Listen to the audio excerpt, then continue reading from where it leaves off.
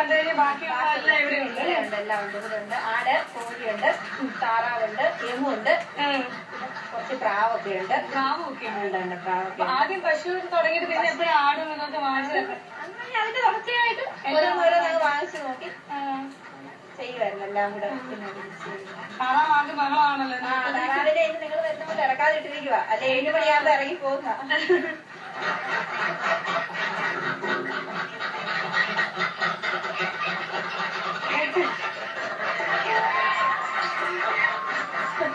എന്ത് രസമല്ലേ?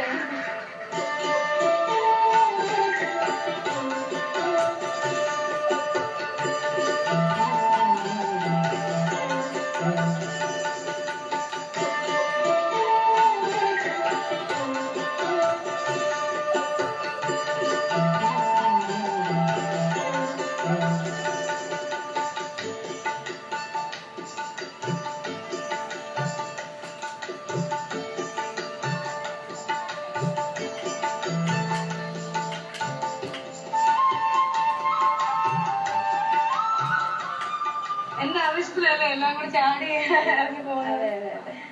സാധാരണ എത്ര മണിക്കാണ് തുറന്നു വിടാറ്? 7 മണിയാകുമ്പോ എല്ലാത്തിനെയും തുറന്നു വിടും. അത് കഴിഞ്ഞ് അത് ഇവിടെ നല്ലൊരു കുളിയൊക്കെ കഴിഞ്ഞ് അങ്ങോട്ട് അവിടെ പോകും. അവിടെ കുറെ നേരം കഴിഞ്ഞ് പിന്നെ ഇവിടെ കുളിക്കും.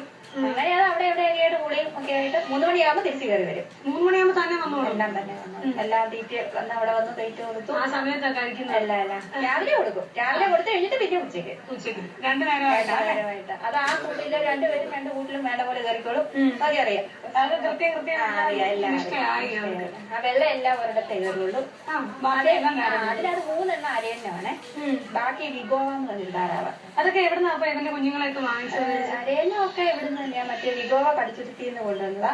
ബാക്കി താറാവിനെയൊക്കെ ഒരു ദിവസവും അല്ലെ 7 ദിവസമൊക്കെ പ്രായമായ കുഞ്ഞുങ്ങളെ ഞങ്ങൾ ഇവിടെ കൊണ്ടുവന്ന് കൊച്ചുങ്ങളെ പോലെ വളർത്തി അങ്ങനെ എടുത്ത താറാവ്. അതല്ല ഒരു ദിവസം പ്രായമായത്, ഒരു ദിവസം ഇൻക്യുബേറ്ററിൽ നീ എടുത്ത് അന്നേരെ കൊണ്ടുവന്ന താറാവാ.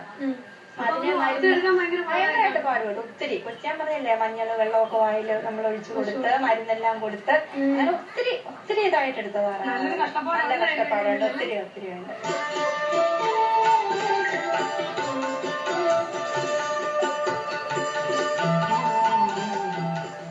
മുട്ടയാണോ പ്രധാനമായിട്ടും താറാവിന്റെ ഒക്കെ എങ്ങനെയാണ്? താറാവിന്റെ മുട്ടയ്ക്ക് വേണ്ടി എല്ലാ മുട്ടയ്ക്ക് വേണ്ടിയിട്ട് വളർത്തുന്ന മുട്ട ഇപ്പൊ താറാവ് പോലെ ഒക്കെ എല്ലാ കോഴിയാണേലും കോഴിയുണ്ട്. 100 കോഴിയെ വളർത്തുന്നുണ്ട്.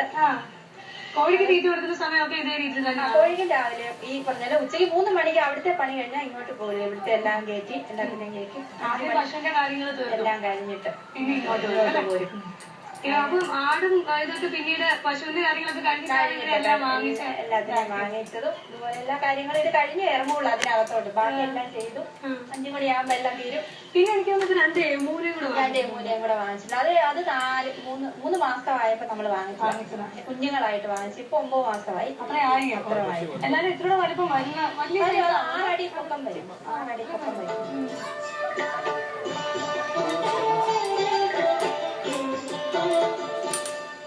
ഇതില് ആണും ഒന്നാണും ഒന്ന് പെണ്ണും. വലുതാ പെണ്ണ്. ഇതാ പെണ്ണ്. എത്ര വർഷം എങ്ങനെയാ മുട്ടയുടെ സീസൺ? 2 വർഷമായിട്ട് മുട്ട. യമൂന എവിടുന്നാ വാങ്ങിച്ചത്? തീരേറ്റുപുറത്ത് ഫാമുണ്ട്. ഫാമുണ്ട്. അവിടുന്ന് 2 എണ്ണം വാങ്ങിച്ചു. ഒരു രസത്തിന് വാങ്ങിച്ചതാ കേട്ടോ. അല്ലാതെ അത് ഭയങ്കര താല്പര്യമാണ്. അല്ലാതെ വേറെ ഇതായിട്ട് നമ്മള് പശു വളർത്തുന്ന പോലെ ഒന്നും ഉള്ള ഇതിൽ വാങ്ങിച്ചല്ല. ഒരു രസം അതിനുവേണ്ടി വാങ്ങിച്ചു. അത്രേ ഉള്ളു. ഇപ്പൊ ഇവിടെ എത്ര ആടാണ്? ആടൊക്കെ എത്ര എല്ലാം കൂടെ 10 എണ്ണം ഉണ്ട്. 11 കുഞ്ഞുങ്ങള്. ഇതിപ്പോ ഈയിടെ ഉണ്ടായ കുഞ്ഞുങ്ങളാ. അതെല്ലാം എത്ര കുഞ്ഞുങ്ങളാ? 3 എണ്ണത്തിന് ഇവിടെ കണ്ടു. ഇത് ചെറുത് 3 എണ്ണം ഉണ്ട്. വേറെ അതിന്റെ വലുത് 2 എണ്ണം ഉണ്ട്. അതിന് മുമ്പ് വലുത് 2 എണ്ണം ഉണ്ട്. അങ്ങനെ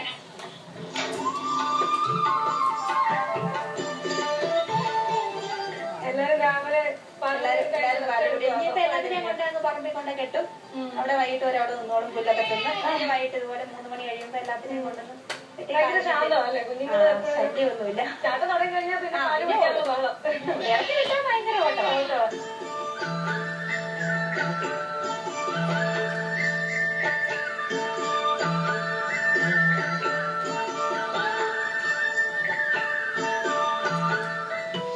ശരിക്കും ഞങ്ങൾക്കൊക്കെ അത് മിസ് ചെയ്യുന്നുണ്ട്. ഇവിടെ വരുമ്പോഴാണ് ഈ കാഴ്ചകൾ കാണുമ്പോഴാണ് അത് മനസ്സിലാവുന്നത്.